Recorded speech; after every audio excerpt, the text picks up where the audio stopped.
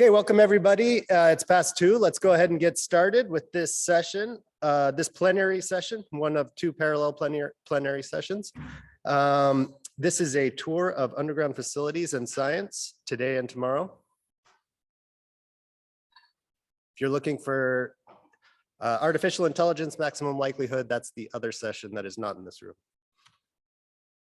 Just wanted to start with the code of conduct slide that we were given by this committee. By participating in the workshop, you're consenting to abide by the DPF community guidelines. Please respect each other, communicate with empathy, commit to constructive dialogue, and take initiative. Violations can be and should be reported to that email there or on Slack. If there's any behavior requiring an immediate response, please bring that up to me, the Slack moderator, or somebody else with authority. I was going to make a joke here, but it's probably inappropriate. I was going to say something about, since this session has a strong overlap with Canadians, and I just drove down from BC yesterday, I was going to make an inappropriate joke about the Canadian view of American politics, but I won't make that joke because it's inappropriate.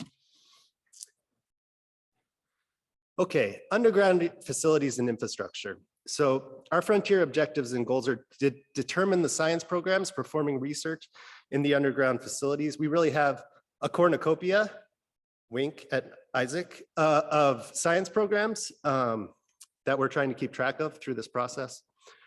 We're trying to collect the information on the existing underground facilities and infrastructure, which is basically the supply of space for this exciting science, collect the future and current needs for the science in these facilities, and then compare the demand to supply. We'd like to analyze these to generate recommendations for an integrated strategy for underground facilities and infrastructure. Today, we have 2 exciting speakers for you. I was counting, and it looks like we have over half a century of underground research experience in our 2 speakers today. They are both graduates of UBC, which I thought was interesting. First, we'll have Jarrett Heiss, who's the science director at the Sanford Underground Facility. He'll be giving us a tour. So we wanted to focus on the US flagship facility because this is a US process. And then Clarence Virtue has been given the unenvious task of going through the rest of the international facilities. We're recording now.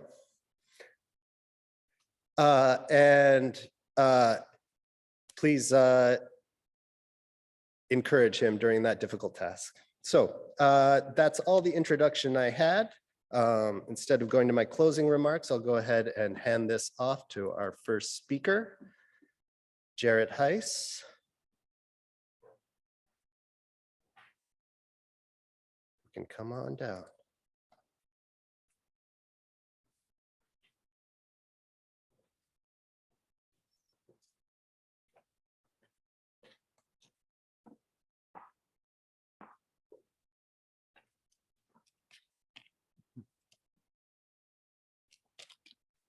Very good. Thanks, Jeter.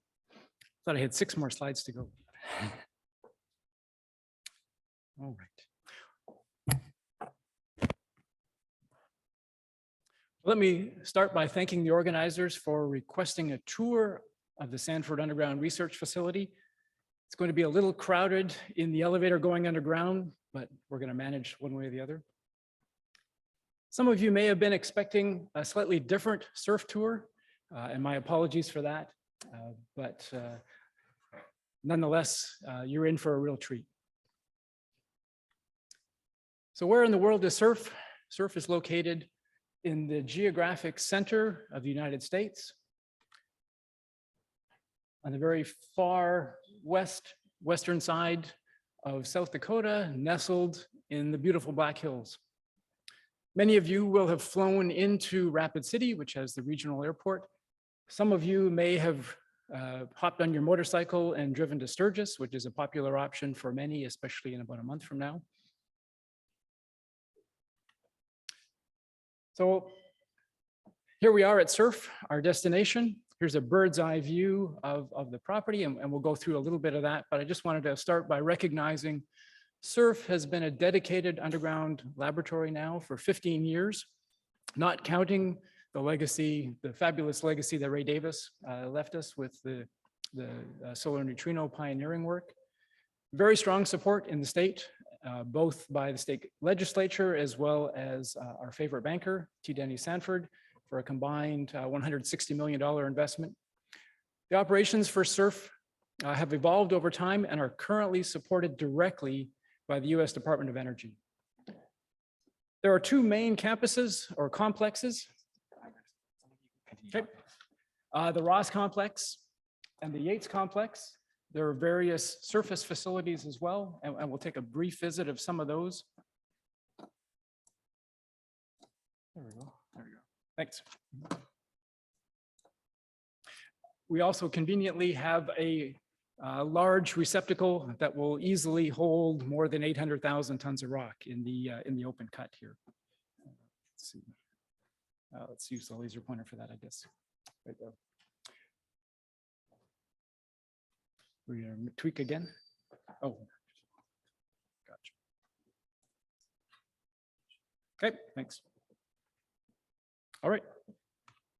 So for our tour, our first destination is the administration building. There we'll get a badge, sort of like not unlike the one I'm wearing right now.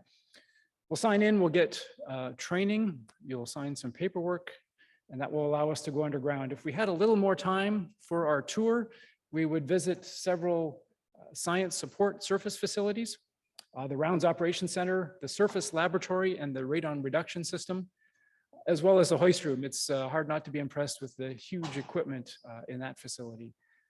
But we're on a mission to get underground, and we don't have much time on the surface, so let's continue on. A number of research disciplines benefit from an underground facility, but a world-class facility is more than a hole in the ground. And of course, depth is a big part of that. For our community, a deep site provides isolation from cosmic ray muons that enable searches such as neutrino properties, dark matter, and into the future, we're hoping to engage with the quantum computing community. There are a number of other aspects to a world-class underground facility, and in particular, we'll take a look at those in just a second. On this plot, I wanted to highlight a few aspects of the current space occupied by the Sanford Underground Research Facility and our prospects for expansion. Our current laboratory is the center dark circle.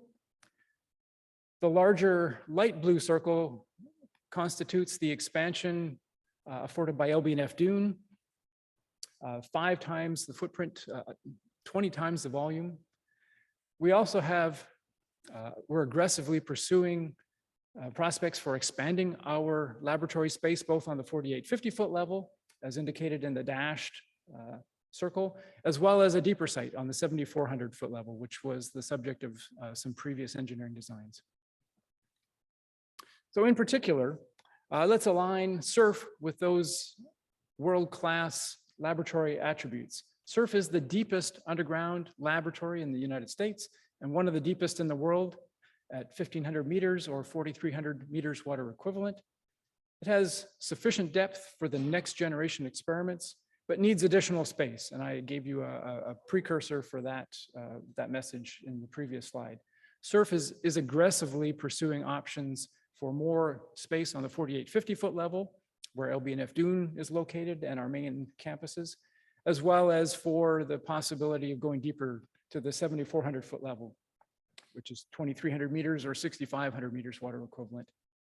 SURF provides controls for radiation shielding. We have a large tank, water that's filled with water that accommodated initially Lux, now LZ, and you'll see a picture of that. There are other considerations that were included in the design of that laboratory space. We have screening capabilities. We'll poke our head into the laboratory that houses those low background counters. Those are both for SURF experiments as well as for the underground science community writ large.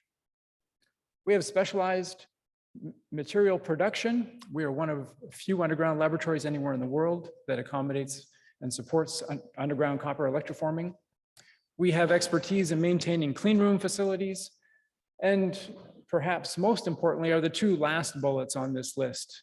We have a robust organization for supporting the planning and executing of experiments. We also have a very strong track record of supporting successful science at SURF. And then finally, we have a number of bodies at SURF that are engaging with the community and serving as a nexus for community planning. The User Association planned a vision workshop with very much supporting the efforts here at Snowmass. That was held last fall. We have a Science Program Advisory Committee, and both of those groups are supporting our upcoming application to become a DOE Office of Science user facility. Some of the folks you'll meet on today's tour underground, and this is really literally the tip of the iceberg. We have almost 200 full-time staff, but here we have research scientists at SURF. On the right-hand side, we have some engineering support, custodial support in the middle, and not pictured here is quite a rich level of support on our operations side. I mentioned briefly the two bodies, the User Association and the Science Program Advisory Committee, that support and guide science at SURF. And you see a few of their names listed here, both for the User Association and for the Science Program Advisory Committee. They have been especially helpful in getting SURF on message for what we need to present here at Snowmass to support science and the community going forward. All right, let's head underground. This is where it gets a little tight in the cage. 600 kilometers of drifts or tunnels comprise the facility all the way from the surface to the underground. About 20 kilometers is maintained for SURF operations. As you see listed on the left-hand side, there are 7 underground elevations dedicated to science, ranging from the 300-foot level near the surface to the 4850-foot level, nearly a mile underground. The red circles represent mostly non-physics groups that have a footprint through the majority of our facility. The main physics campuses are located on the 4850-foot level, the Davis campus at the base of the Yates shaft, and the Ross campus at the base of the Ross shaft. And we'll say a few more words about each of those. So once we hit the 4850-foot level and make our way to our first destination, which is the Davis campus, you're welcomed by one of the most positive people you will ever meet in your life, frankly. Robin Varlin and Melissa Johnson are our 2 laboratory custodians. They're going to help us transition from the dirty side, which isn't so dirty, into the clean spaces of the Davis campus. And that's done here at the cart wash after a short, a couple 100-meter walk from the Yates shaft. In the Davis campus, we have 3,000 meters squared of real estate, so 32,000 square feet. We will visit 3 spaces. The space in blue is occupied currently by LZ and some of their supporting systems. The space in red is supporting the Majorana demonstrator, and the smaller space in yellow comprises our low background counting and screening efforts. There's a number of supporting areas listed on this slide as well, but we don't have much time to go into the details there. All right, here's some pictures. Since this is a tour, you need to see what you're looking at when you come down to SURF. So a couple of examples are shown. On the left-hand side is the space now occupied by the Majorana demonstrator. Before they moved in their equipment, you can see the facility maybe a bit more clearly. The drop ceiling, fire suppression, the back side of the wall, a little hard to maybe tell in this photograph, is a trowel finished shotcrete, modeled after the capabilities at SnowLab. You can see some of the HVAC return vents, drop power. Off to the side here is currently a chemistry wet lab. Down the hallway, the common corridor, we meet up again with the Davis Cavern. This is where Ray Davis did his pioneering work starting in the mid-60s. This is the lower level. This is a 2-layer laboratory. Similar footprint to the Majorana detector space. Here, a main feature is the large tank. Almost 8 meters tall, or 8 meters in diameter, 7 meters in height. This was constructed underground and nominally provides water shielding for various experiments. We'll shift over to the Ross campus at the base of the Ross shaft. Similar footprint to the Davis campus at almost 3,000 meters squared or 28,000 square feet. 4 former mining spaces have been converted into science laboratories over time. Currently, 2 of them, or most recently, 2 of them were used for science. The orange shaded area for the Black Hills State University underground campus, where the low background assay work was performed, and the Casper Nuclear Astrophysics Accelerator in the area shaded in yellow. Copper electroforming was formerly performed at the shop in blue, and some early science took place at the area shaded in red. This is now our main underground refuge chamber. The 2 spaces most recently occupied have been mothballed due to intensified LBNF construction. And as you'll see in future slides, they will be reoccupied in FY24. So at this campus, we'll show you a few pictures. We'll start with a bit of a historical picture with the electroforming operations. This is what the electroforming lab looked like for the Majorana demonstrator. Construction started in 2010, was decommissioned in 2017 to make room for some other activities. Currently office space for LBNF contractors. During that time, however, copper electroforming took place. That is now an activity that takes place at the Davis campus. But a great picture here showing the bath and the copper formation on the mandrels, the stainless steel cylinders within that facility that originally accommodated 10 of these acid baths. Next door is the Black Hills State University underground campus, and you can see a picture here taken outside the clean room.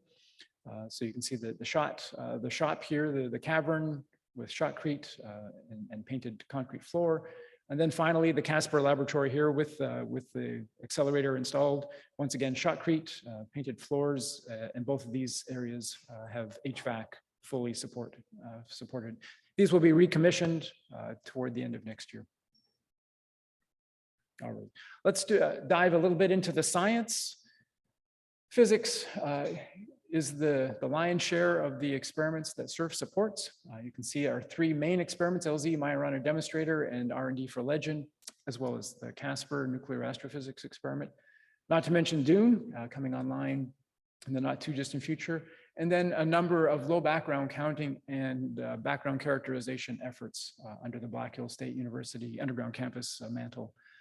A significant cadre of non-physics experiments, probably twice as many non-physics experiments compared to physics experiments. So a very rich and diverse research program at SURF. 29 groups in total, 60 since we reopened as a dedicated laboratory 15 years ago. And there has been significant interest from a number of groups over just in this past year. I'll also point out a number of proprietary groups, 4 proprietary groups in the non-physics fields. In terms of the users coming to SURF and the effort that they expend at our facility, those 29 experiments reach into collaborations that comprise over 600 researchers from 87 institutions in 9 countries, including the United States.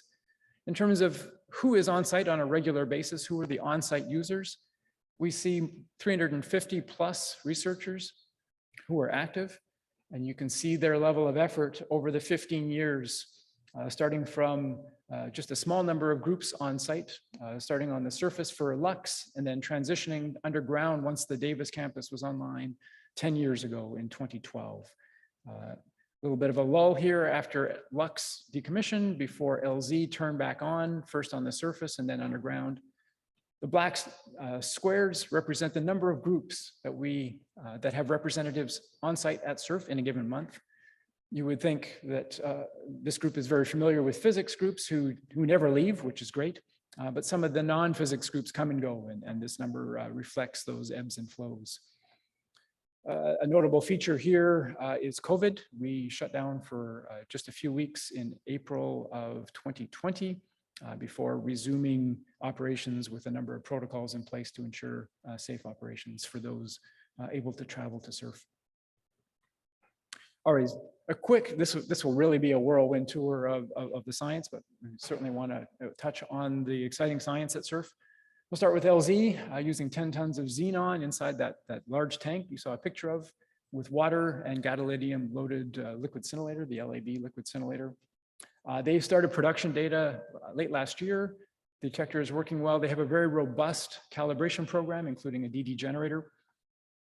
And as has been mentioned in this session or this workshop so far, the first WIMP search results from Science Run 1 were announced just a few days ago.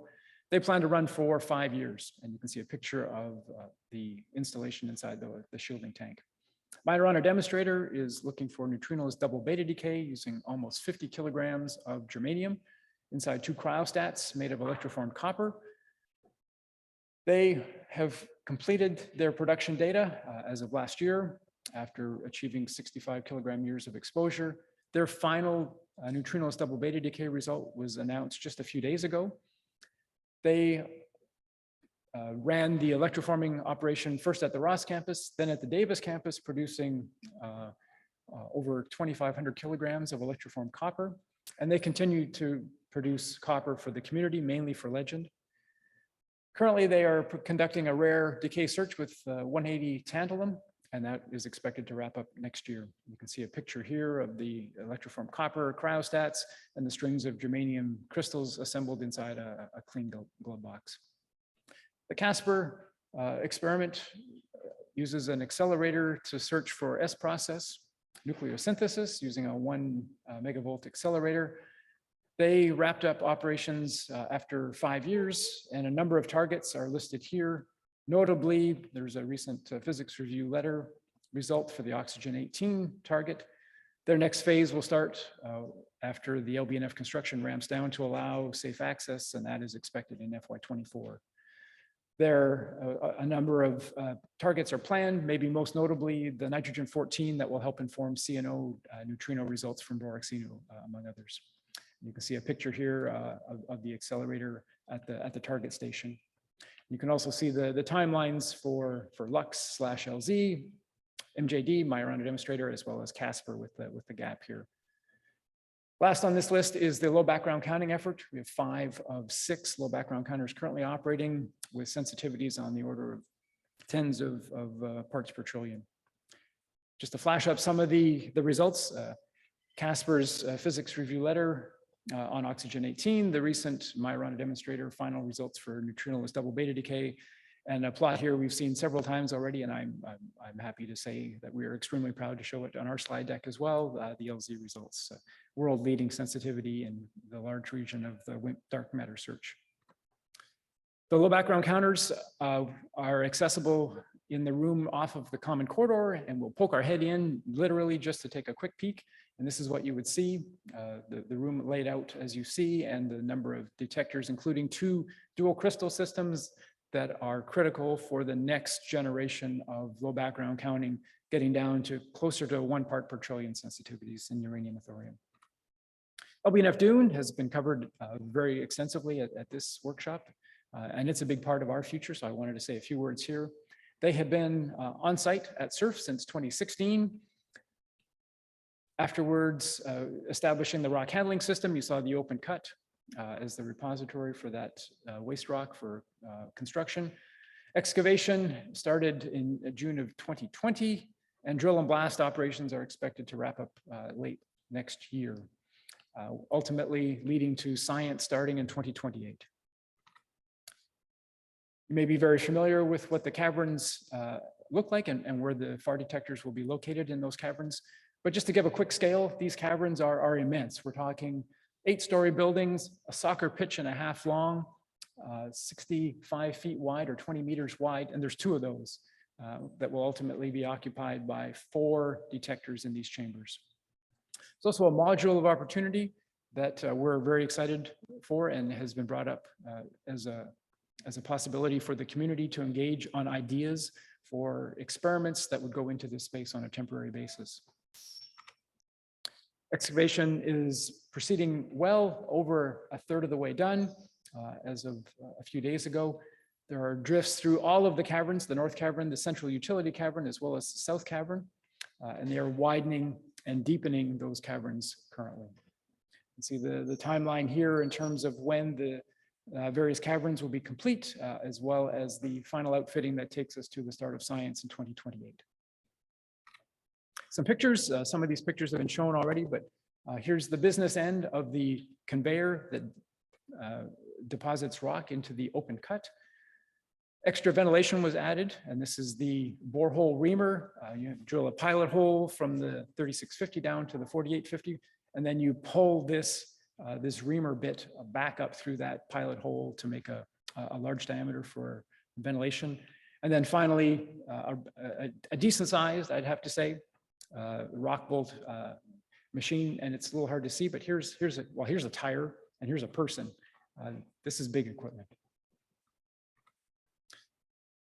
So with Dune in the mix, you can see we have 29 experiments, over 2,000 collaborators, of course, pulling in the 1,400 from Dune, as well as their institutions and countries.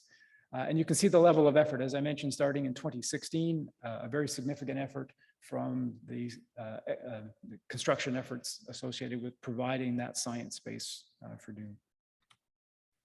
Looking into the future, our top priority is Dune, Dune, Dune, and Dune, as you might expect, for each of the caverns. I'm not going to go into the details here, but there are 4 chambers allocated for detectors. One of those may be available as a module of opportunity, and there are renewed discussions on those on that plan. We are also very interested in the current science that we do on a scaled up version. Neutrino is double beta decay, nominally identified for laboratories in North America and Europe. It's not clear that the ton scale would find a home at SURF outside of the module of opportunity. Our vision workshop identified a 100-ton version would likely follow, and so we're adding the ton plus scale to our horizon. Dark matter, the 3rd generation dark matter collaboration involving xenon was recently formed, XLZD, up to 100 tons of xenon. We are very interested in accommodating them. And then there are a number of other groups here, Thea, as well as other low background modules that might find a home in the module of opportunity. On the shorter time frame, we've heard from groups interested in low mass dark matter searches with Tesseract and using the current LZ xenon in various creative ways. We are also very interested in engaging with the QIS community, as I mentioned earlier. We are out of space for these new initiatives, and so we are, as I mentioned previously, aggressively pursuing funding to produce extra space on the 4850 in particular. I mentioned the support from our user association in particular, leading to SNOMAS. And we conducted a workshop in last fall, and we distilled from that workshop a number of recommendations for the DOE NSF prioritizers in the next round. In particular, we're advocating for additional deep space greater than 6,000 meters water equivalent. This would be the 7,400 foot level for us. A mission need for a 100-ton 3rd generation dark matter experiment in the US, a process for the allocating space in the module of opportunity, and endorsing the value of multidisciplinary research underground. We are looking for underground space. I mentioned the 4,850 foot level, the 7,400 foot level. Initial engineering designs have been completed for each of those. Up to 2 100-meter caverns could begin construction as early as 2027, finish 2030. Which would be very exciting. And that's shown here on the graphic. The existing campuses in blue, the Davis campus, the Ross campus, LBNF, which is currently under construction, as you saw. New laboratories could be constructed very close to the rock handling system, and a phased approach before the excavation contractor leaves site could leverage a savings of on the order of $10 to $15 million. And that's the message that we're taking both to the DOE and to non-DOE funders, whether that be in the state or private entities.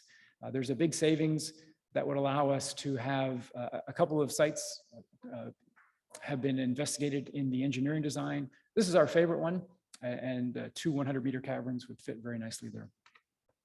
We're not going to go through the space, but this is just a quick summary with some of the timeframes.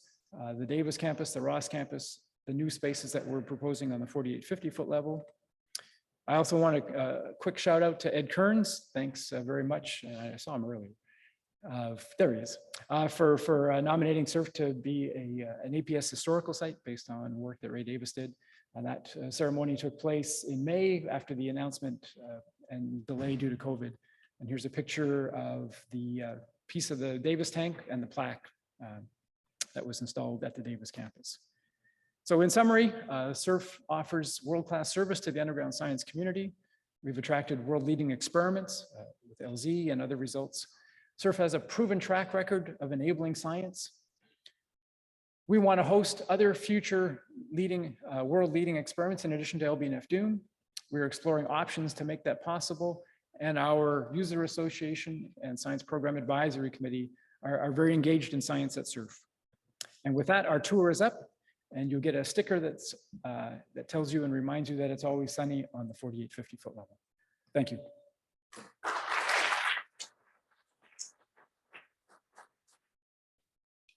Thank you, Jarrett. Do we have any questions for Jarrett? Yes, we'll go with Josh. Thanks, Jared. So you mentioned expansion, and I wonder what either your strategy or your suggestion for a strategy is to dig out new big areas. I mean, if somebody comes along, they want to build a 100 kiloton detector or something, where would they start? Because it seems like between the funding agencies, everybody wants to point the finger at somebody else. And I would think that the best time to do such a thing is, the moment the last rock bolt for Dune is done, right? And so it has to be done relatively soon. It's not 20 years from now. Yep. So what would be where you're thinking? Yeah, no, very, very good question. Thanks, Josh. The engineering studies have identified the locations, and this graphic here shows what we could do for phase 1 to support excavation of any size cavern. So I think the starting point would be the same regardless of the size. The caverns here are very similar to the Dussel caverns, but it's also the size that we heard from our vision workshop that would support 3rd generation dark matter and even 100-ton double beta decay, as long as it's not gaseous. So those two sort of reinforced the 20 by 24 by up to 100 meters.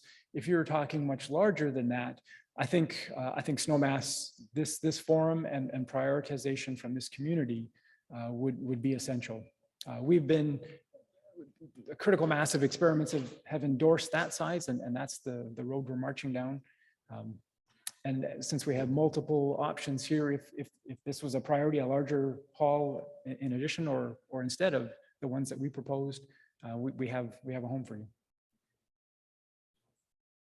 Okay, any comments online or questions? No? Okay, well, let's thank Jared again.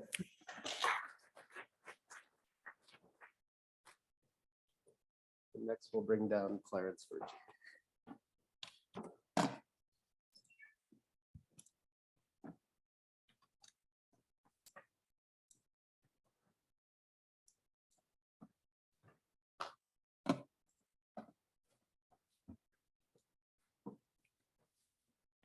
Well, thank you, everybody, for your attendance today, and also for those online.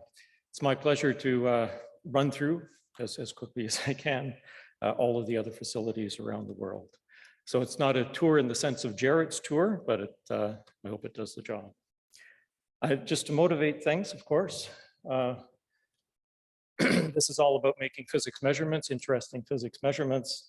That's very often a matter of signal to noise. And for weak processes, rare processes, it's a matter of reducing the background. And so we go underground primarily to get away from cosmic rays.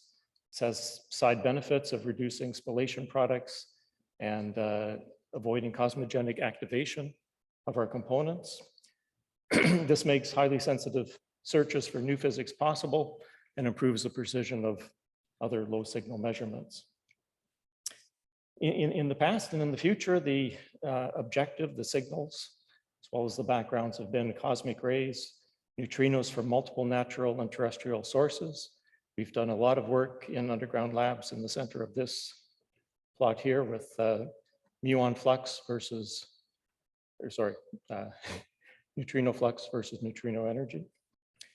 Dark matter, radioactive decay, including neutrinoless double beta decay, and other backgrounds, neutrons, gamma fields, and radon concentrations in the air.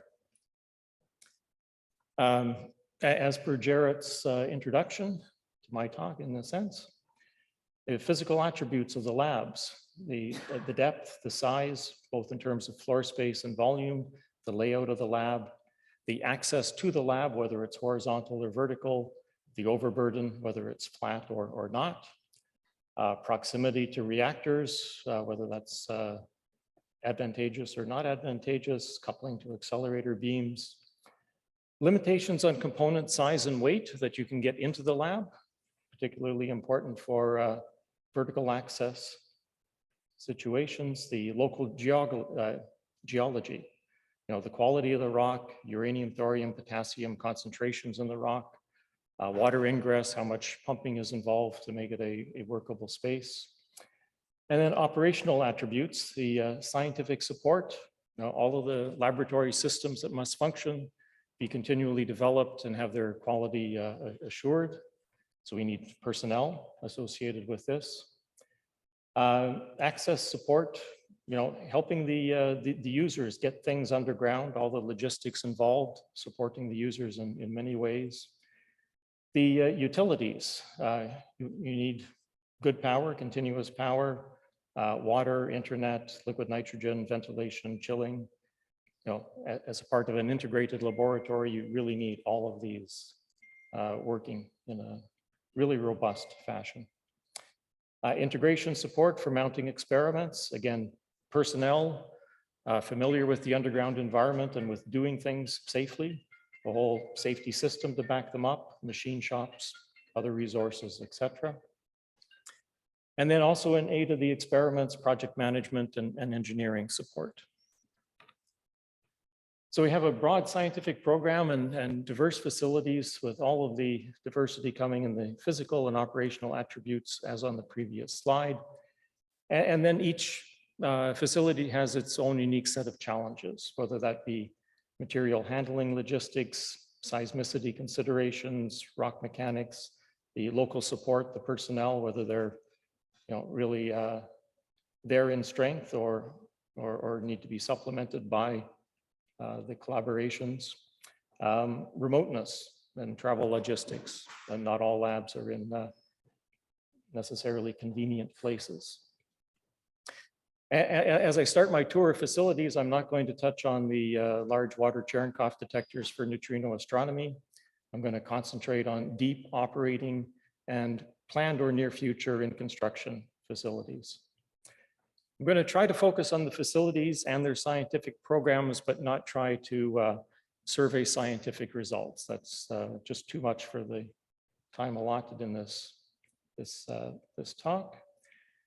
And I'm drawing a lot on a recent low radioactivity technology conference held at SURF just a couple months ago. There were overviews presented there of all the facilities by Jarrett, by Sean Paling, Douglas Leonard, with input from all of the multiple lab directors and much more material than I needed. So I drew heavily on that. Similar to Jarrett's map, this is our facilities around the world. Jarrett has covered SURF. Going left to right, I will be covering in black, Snow Lab, LNGS, Ken Frank Lab, the Bowlby Lab, Modan, Kaleo Lab, Baksan, Kamioka, and Jinping. And in gray, there's 4 other labs that are in planning stages, near future. I'm going to make brief remarks about them. I really like both of these plots. This is Jarrett's. He sent me an update just before this session started. So I will be replacing this so that his version, the current version, comes into my set of slides as well. And I'll get to this plot here. So this is a very nice visual way, if you're a visual person, to see the depth the variety and the size of different labs all over the world in North America, Europe, Asia, and the Southern Hemisphere.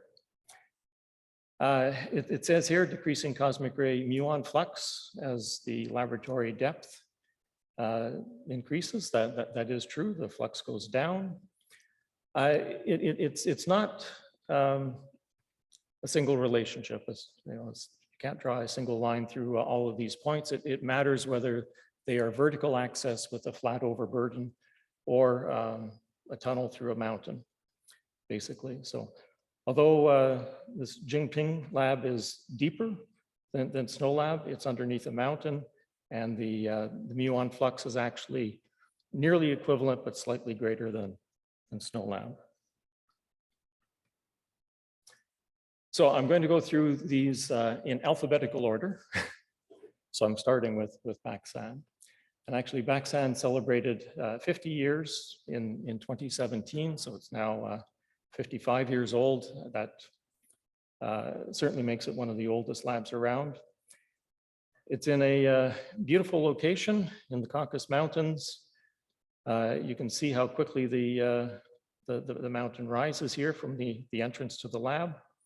This is the entrance down here, and you can see a number of experimental areas.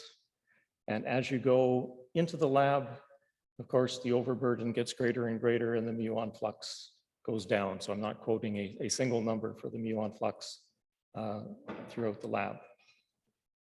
The point I really wanted to make with the Baksan lab is that even though it is one of the longest standing labs, it is still producing science. And in fact, just a couple of weeks ago, there were very new results from the BEST experiment, the Baksan experiment on sterile transitions. This has American involvement as well. So there's new data there on that's possibly explained by sterile neutrinos, but not necessarily explained. The Bowlby Underground Lab. Okay, this is the UK's deep underground science facility. It supports more than 10 collaborative projects, greater than 40 institutions, 170 scientists and students. There's a staff of 12 or 13 at the lab, and it is in a mine, so they do have the ICL as a mining partner, helping with the operation of the mining facilities themselves.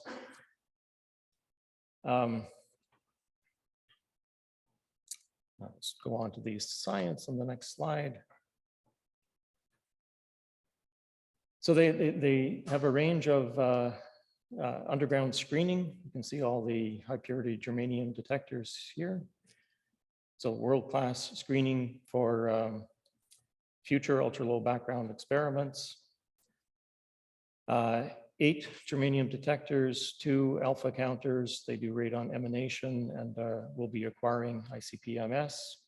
So nice, clean facilities as you would expect. And science over here with the currently with the Cygnus directional dark matter experiment, and historically with Zeppelin and Drift. They've also been making contributions to NEWS-G, an experiment that has also been mounted at Snow Lab. So lots of support work for different experiments across the board. Next lab in the tour is the Kallio lab in Finland. It's located 1.4 kilometers underground. You see here the complication that comes with a real mine with many levels. They actually have campuses on 6 different levels of the mine or experimental locations. They potentially have a complication in that the mining operation ends has just ended in June. So they need to figure out a way forward to continue operating the facility. There's a multidisciplinary steering group that's been established, and they have a business concept for maintaining this space available for science. They as well do a range of activities that include, biology, occupational health, sensor technologies, et cetera, but also some physics experiments, multi-muon array, cosmic ray induced backgrounds. Emma is looking for neutron bursts in shielding materials, coincident with cosmic rays. And C14, carbon-14 isotope scintillators. I'm not sure of the details of that, in fact. In China, the Jinping lab, CJPL-1 is this first transparency. It's the deepest underground lab in the world with a rock overburden of 2,400 meters. Again, that makes it competitive with the Snow Lab in terms of the muon flux. This plot here is actually from 2013 and is 8 years prior to the one that I showed earlier. So the other one was 2021 and is the adjusted version that is correct. Total space, 4,000 cubic meters. You can see the dimensions of the hull here.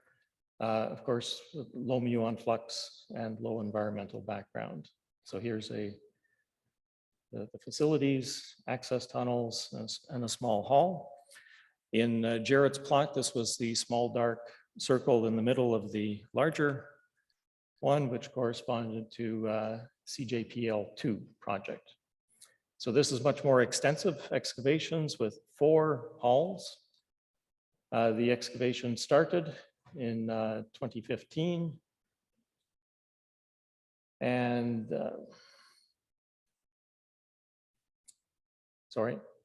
was completed in 2015. Very, very quick, 2014 start, 2015 finish for all the excavation. They're working on outfitting these facilities currently. So a huge volume, 300,000 cubic meters with these 4 main halls, the dimensions given here.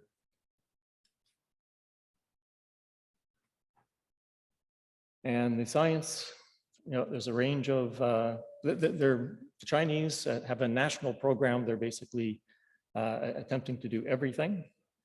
So they have WIMP searches and other dark matter searches, low mass, intermediate mass, germanium 76, 3.7 tons of liquid xenon, etc. So a very complete program in various stages. Kamioka. So this is the main campus that we're all familiar with the Super K, Camland, XMAS, EGADS, and Clio, and Kanga, the laser interferometer. And the excavation that is taking place for Hyper K is 8 kilometers away in an adjacent mountain. It's not quite as deep, but 650 meters rock overburden for Hyper K there. Kamioka, of course, there's a very extensive physics program with Super K, Camland for neutrinoless double beta decay at the moment, but multi-purpose, similar to Super K in that aspect. And neutrinoless double beta decay in calcium 40 with candles. Sorry, calcium 48, I believe.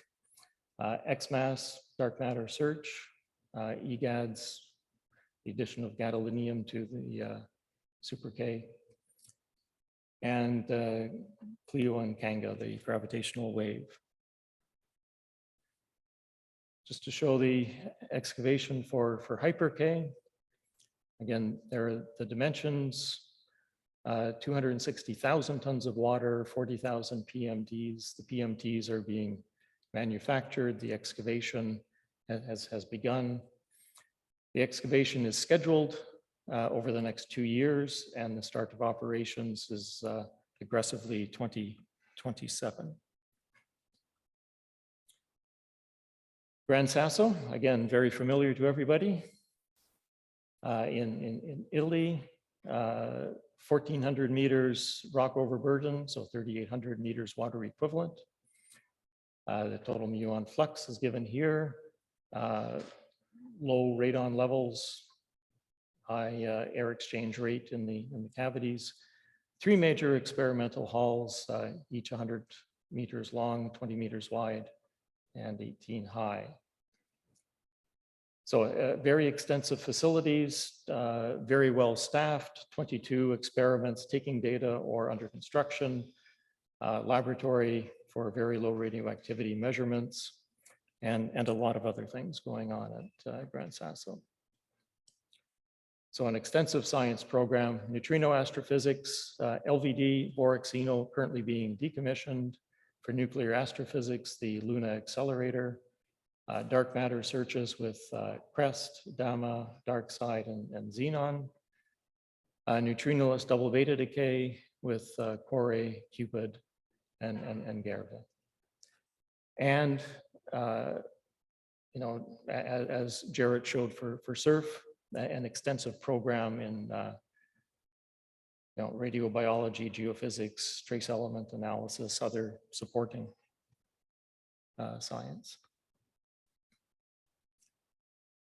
Canfranc laboratory in Spain at a depth of 2,450 meters water equivalent, volume 10,000 cubic meters, low radon, horizontal access through a rail tunnel in the mountain between France and Spain.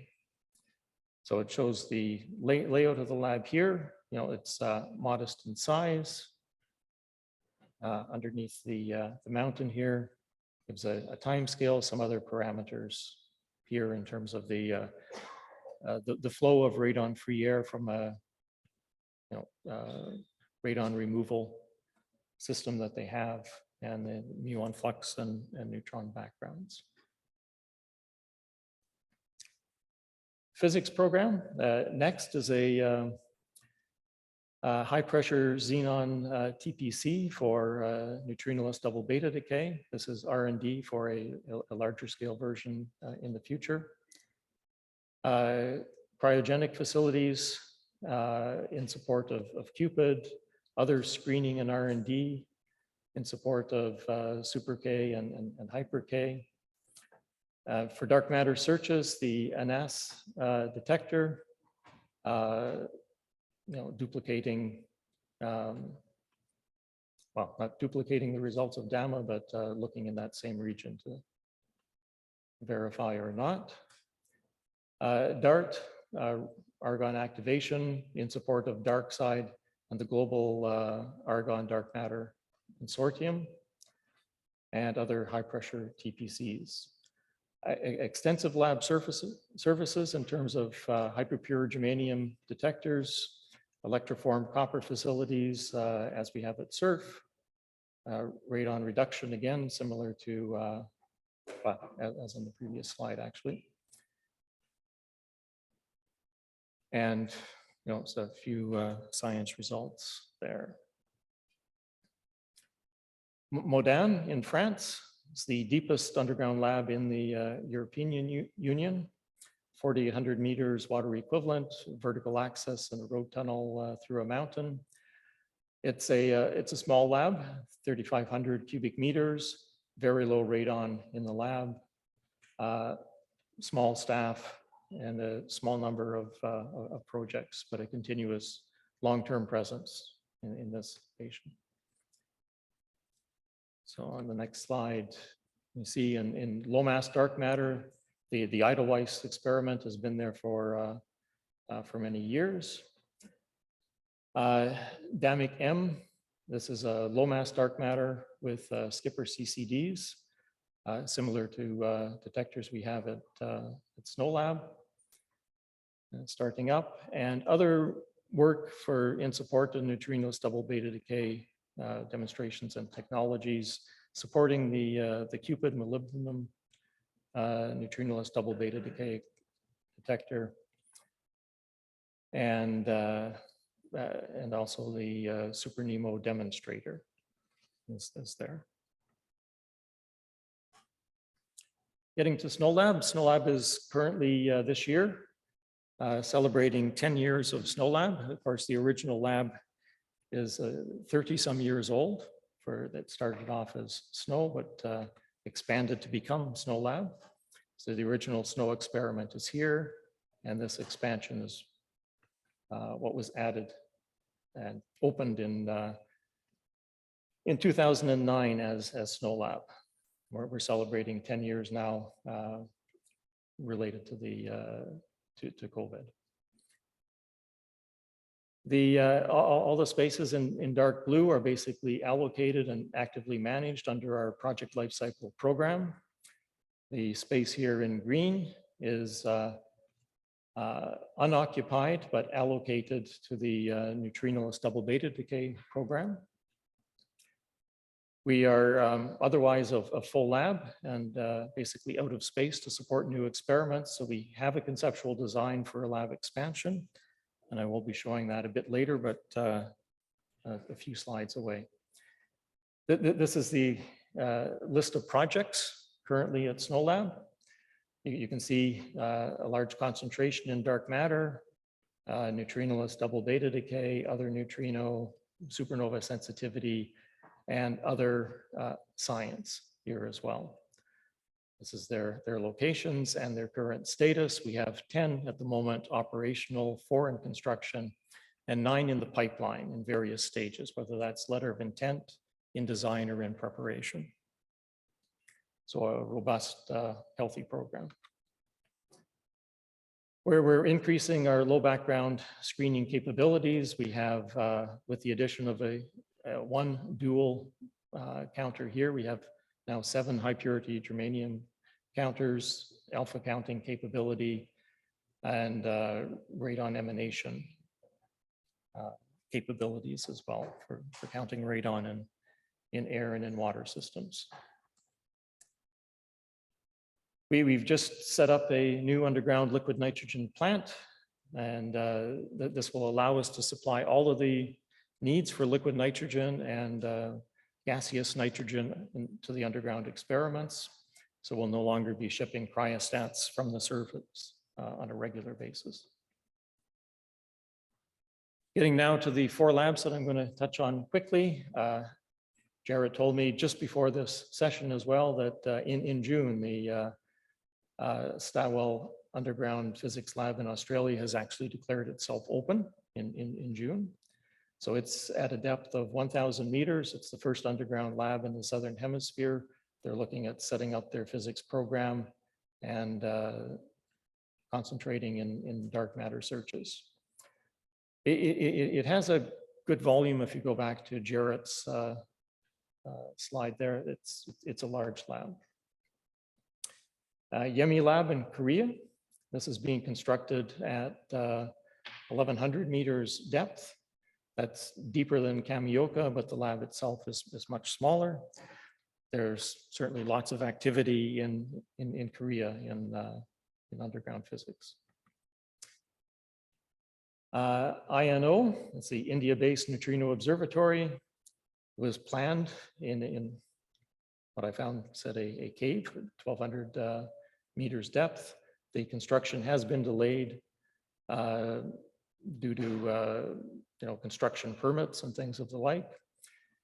It's foreseen to be a national laboratory, but with international involvement. And Andes, in a road tunnel between Argentina and Chile, is deep, 1,750 meters rock overburden. It's also quite large on the scale of things, and it's planned as an international laboratory run by a consortium. However, the road tunnel that it would be associated with, the situation for that going forward at the moment is not clear. It's mostly a political thing. Future paths, 3rd generation dark matter detectors, either liquid argon based or liquid xenon based. There's the Global Argon Dark Matter Consortium that is formed from Deep 3600, dark side, and looking forward to a detector they've named Argo for the moment as a 300-ton liquid argon detector. Following on the dark side program, which is cited at LNGS. Snow Lab is currently the target location for this liquid argon detector. The liquid xenon-based program, Jarrett just mentioned this XLZD, Xenon Lux Zeppelin Dark Matter Consortium. When I was looking around, I saw 40 tons, Jarrett quoted 50 to 100 tons. That this would be effectively a multi-purpose detector, of course, focused on dark matter detection, but capable of doing many other things. And everybody is vying to be the location where this would be installed. What we're calling second generation ton scale neutrinoless double beta detectors. There's Nexo and Legend 1000. Nexo is 5 tons of xenon 136 with enriched isotopes, and Legend is 1 ton of germanium 76. Both have Snow Lab as their preferred location. Legend 1000 has designated LNGS as an alternate site. And just some quick transparencies showing the cooperation between labs. Again, following on themes that Jarrett was building on. Turns out we actually mine for industrial purposes carbon dioxide from deep underground. And along with the carbon dioxide, you can get, there's a little bit of argon comes along, and if it's coming from deep enough underground, it is reduced in argon 39, which is a significant background in the, as the liquid argon detectors get deep, larger and larger. So there's a plan to mine and extract the depleted argon at a rate of about 330 kilograms per day. That's of depleted argon. About 50 tons of that, the first 50 tons would go over to Europe, be stored underground in different locations, and eventually find its way into dark side 20K. While we have everything set up and to do this extraction, the idea is that we continue to extract and we store underground at Snow Lab 400 tons for the future. Okay, this is for the Argo experiment. It's also of use for Legend, Coherent. I don't think it's actually of use for Dune. It's not sufficient in quantity. We do have plans for where we would put 400 tons of this depleted argon, but the space for that is in our expansion plans, which are shown here. So there's the snow cavity over here. This got rather distorted somehow. That is the cube hall and the cryo pit. And this is a large new cavity, which actually is much longer. I'm not sure how it got distorted. And everything you see in red here and green are the expansions. Okay. Unlike at surf, we cannot remove rock at a tremendous rate. It takes time in an operating mine to remove all of this rock. So this is the coloring here is 2 phases, each about 5 years long, limited by the rate of removal of rock. So part of that foreseen is a facility large enough to store 400 tons of compressed compressed argon, not in liquid form. And that project is called Argus, just for the underground storage. If everything goes as planned, the expansion of the lab is not currently funded. It's going to take some time. The 400 tons of argon may be available long before that foreseen space. And so we found another space higher up in the mine on the 4,000-foot level instead of down on the 6,800-foot level, where we've identified that we can store 100 tons, and with a little bit of work, we might be able to increase the capacity to 400 tons if required. So that's in service of future experiments. Just to summarize, dark matter and neutrinoless double beta decay searches are the future of at least the deep underground labs. We're looking at increasing the sensitivity, which necessarily means larger targets or more isotope. But we must have commensurate reductions in backgrounds along with the more target and more isotope. So that requires purer materials, which engenders underground manufacturing and storage, advances in purification technologies, advances as well in low background material assay capabilities, larger shielding that increases space requirements, either improved vetoing, tagging of cosmic rays, advances in analysis techniques to deal with the spallation products. And when all of those are insufficient and you're looking for orders of magnitude reduction in your backgrounds, greater depth. And that's the message. Thank you.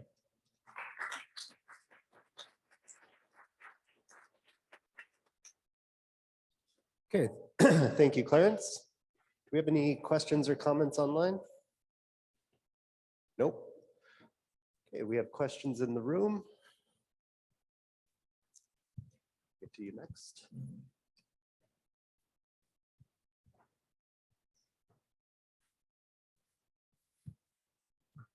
Hi, Clarence. It was exciting to see all the updates about Argus and the backup plan. That's very important for many experiments. Is that funded? And if not, what kind of support do you need to keep that going or to make that happen? So you're asking if Argus is funded? Right. If Argus is funded, right? Argo? Argus, the liquid, the argon, the low background argon storage plan. So the answer, the answer is yes and no. I mean, we think on the 4,000 foot level with minimal investment, we can create a space, at least for the first 100 tons. The Canadian proponents are applying for funding for the skids, the cylinders to store the gas in. So that's a major part of the expense, and that is currently part of an application.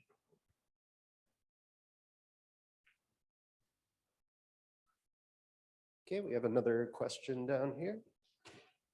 For all these really big experiments like Hyper K, Dune, and potentially the Snow Lab, how do the rock transport capabilities compare to each other? Sorry. How quickly can you take the rock out?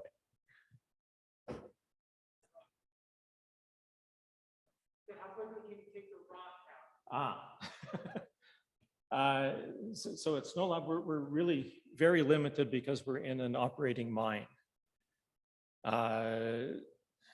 Jeter, correct me, I remember 150 tons a day. And surf and Kamioka? Kamioka, I don't have a number. It's a much larger volume, and they're getting it out in 2 years instead of over 10 years. So it's of order of magnitude faster. And another simple question, you didn't mention Sudan. Is that not operational anymore? No, Sudan has been closed. Okay.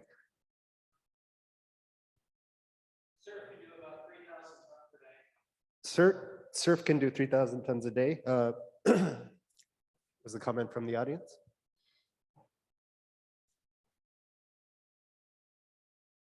Is there enough space in Snow Lab to host both Nexo and Legend 1000?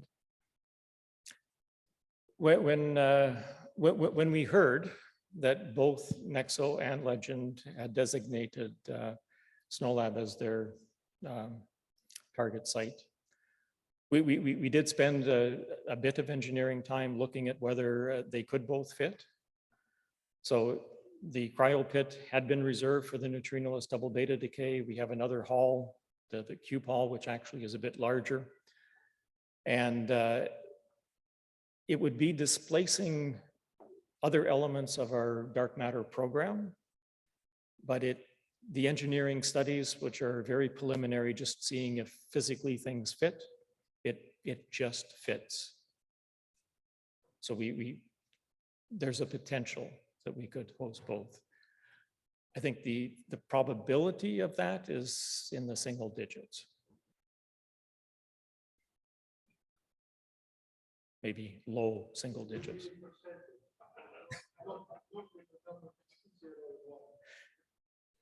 No, between 0 and 10. Okay, any other questions from the audience? Anything else online? Okay, thank you very much, Clarence. Thanks.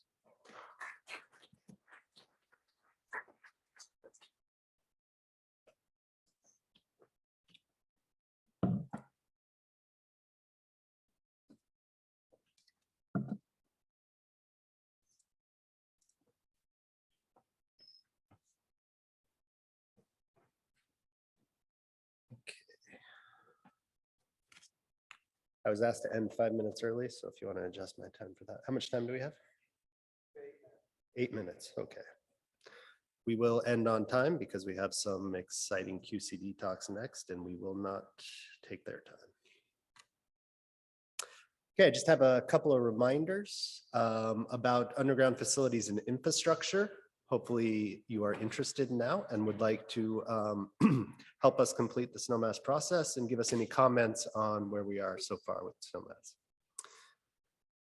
Okay, I wanted to mention the primary conveners, co-conveners for underground facilities and infrastructure, Laura Bautis, myself, Jeter Hall, Kevin Lesko, and John Orell. We've split underground facilities into 5 subtopical groups. Underground facilities for neutrinos, for cosmic frontier, and then the supporting capabilities that you've heard about, and then also synergistic research. You've seen that this enables more than just physics, biology, engineering, and others. And then finally, an integrated strategy for underground facilities and infrastructure. Just a highlight of some of the topical sessions that we have at Snowmass that John showed yesterday. We have a session tomorrow looking at the cosmic frontier facilities. On Wednesday, looking at synergistic non-physics type activities. Friday, we're looking at facilities for neutrinos. Saturday, supporting capabilities. And then finally on Sunday, pulling together any gaps and needs that have been identified through the process.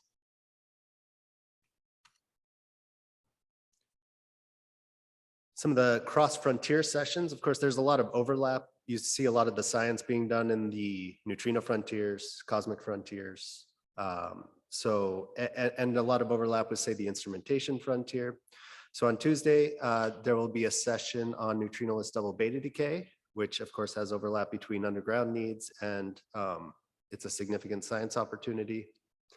On Wednesday, we have a session on quantum science and technology. Jarrett hit on this a bit. I'm quite excited about this overlap between some of the quantum devices and quantum information science and particle physics. I think, you know, the synergy goes both ways there, which is quite exciting.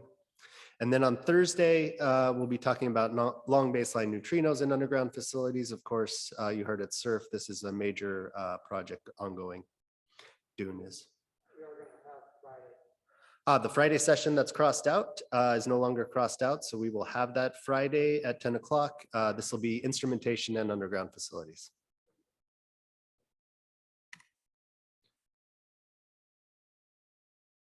Okay, so you are in the plenary session right now for Monday. And then on Friday, we're going to have a additional plenary session focusing on some of the science and supporting infrastructure needs and closing out some of the subtopical group reports. As far as the reports that I just mentioned, these reports are still in draft format.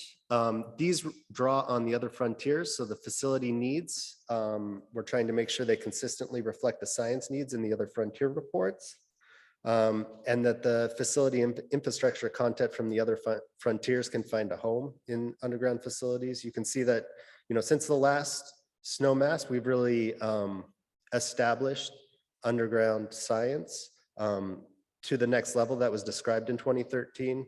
And we're looking at leveraging that and making sure we have all the room and the services needed for the next decade. So just in summary, underground facilities and infrastructure frontier supports the execution of science from the other frontiers, notably neutrino frontier, cosmic frontier, and the rare processes and precision frontier.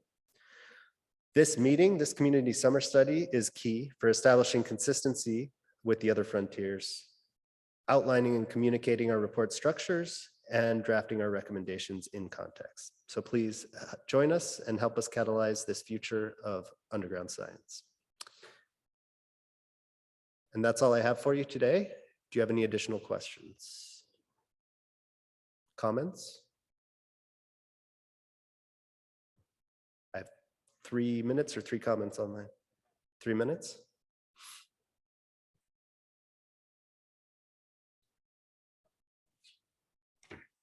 Okay, we are closing this session. Can I Thank ask you a all for question coming. from Zoom?